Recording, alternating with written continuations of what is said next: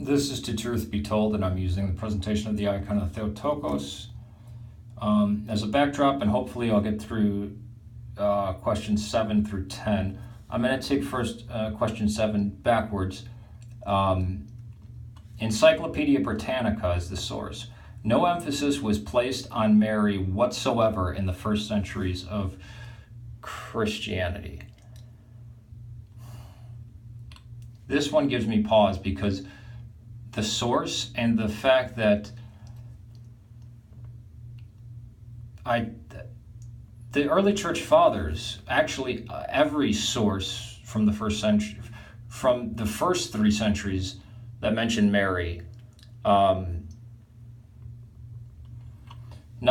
just the fact that she begins 2 gospels, and you have the Proto-Evangelium of James. A piece of it was found, which proves it to be far older than most people think, actually coming from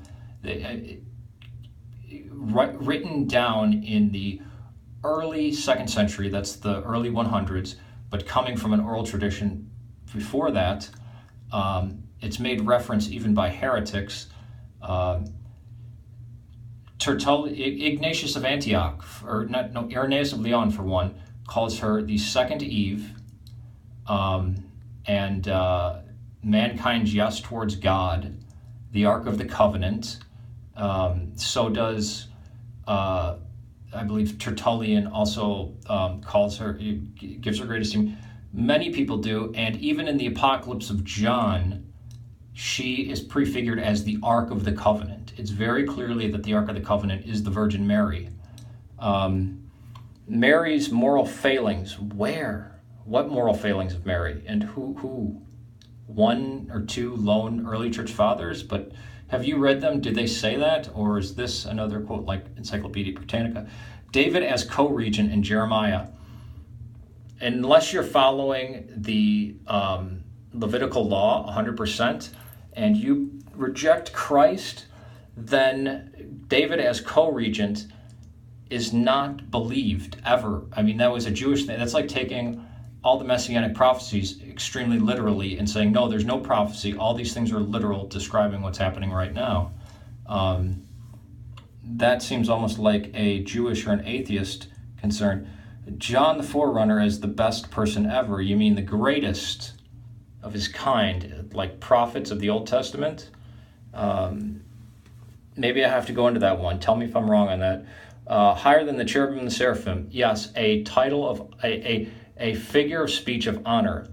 8, if God is uncreated, his energies are part of his essence. Law of non-contradiction.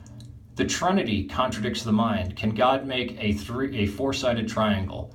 Well, that's a logical contradiction. It's silly. But how can God be? I mean, God does confound the mind. The Trinity confounds the mind.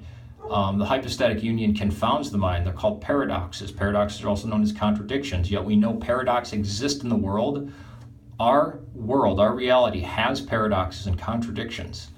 The man's limited mind, who comes up with these logical things, doesn't mean they don't exist and they don't work just fine, because then we wouldn't have quantum mechanics. New Testament scholars say the teaching of justification is a legal term declared righteous, not made righteous. Of course. Again, I don't think you've read the early church fathers like Barnabas, Polycarp. They teach this quite clearly, and so does Paul. Orthodox doctrine of amillennialism. This is shocking. This is one of the most shocking ones, because the Orthodox don't believe or reject amillennialism, preterism, millennialism. I mean, you get various church fathers, especially Irenaeus of Lyon, who believed the end of times were right at hand, you know. But the Apocalypse of John is actually not even in our canon. We don't read it inside the church. It's a prefiguring and a metaphor of the liturgy, but it also has prophecy in there. There is no correct interpretation of the Apocalypse of John, but there's many incorrect. I don't know where you got that we have a doctrine of amillennialism. That's like sex being a result of the fall, or 7 sacraments. This Are you Orthodox? Did you just convert? Were you raised Orthodox and don't know about it? These the questions do concern me. Peace to you. I hope this finds you well.